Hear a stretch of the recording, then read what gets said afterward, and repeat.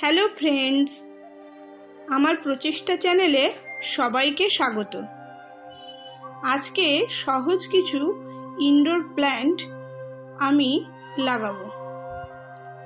ফেব্রুয়ারি থেকে মার্চ মাসে এই গাছগুলো লাগালে এর গ্রোথ খুব ভালো হয়। গাছগুলো ধরে যাওয়ার সম্ভাবনা থাকে। বেশিরভাগ গাছই আমার অন্যান্য গাছের কাটিং থেকে নেওয়া। এখানে সিঙ্গোনিয়াম আছে, কিছু কোলিয়াস, রিও এবং লাল পাতার এই যে গাছগুলো, এগুলো আছে।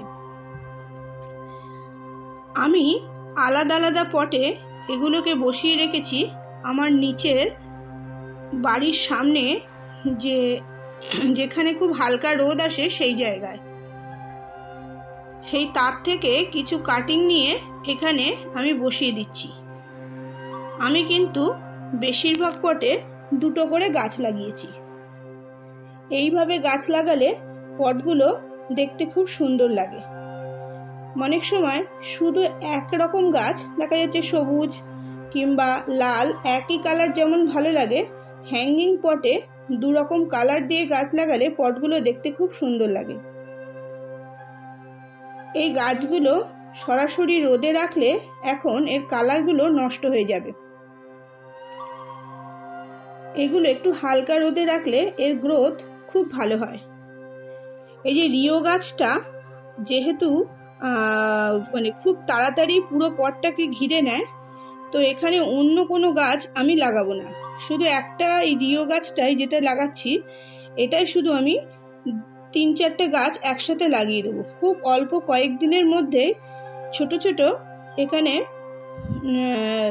গাছ এর সঙ্গে গোড়া দিয়ে বেরোবে এবং পটটা ভরে যাবে।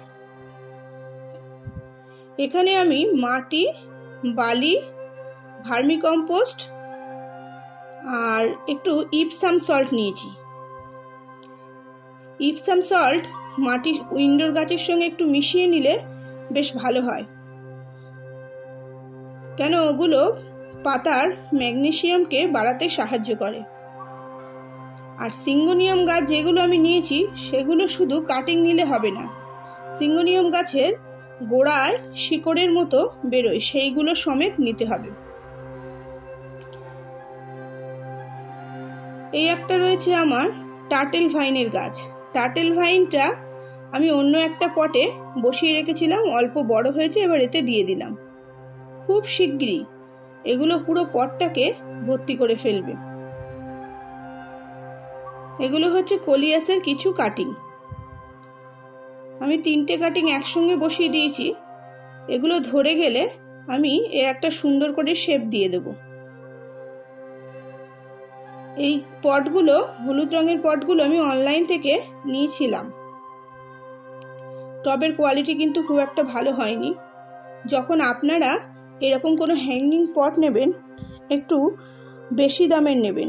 কম দামের হ্যাঙ্গিং পটগুলো খুব একটা ভালো হয় না, প্লাস্টিকের কোয়ালিটি খুব একটা ভালো না।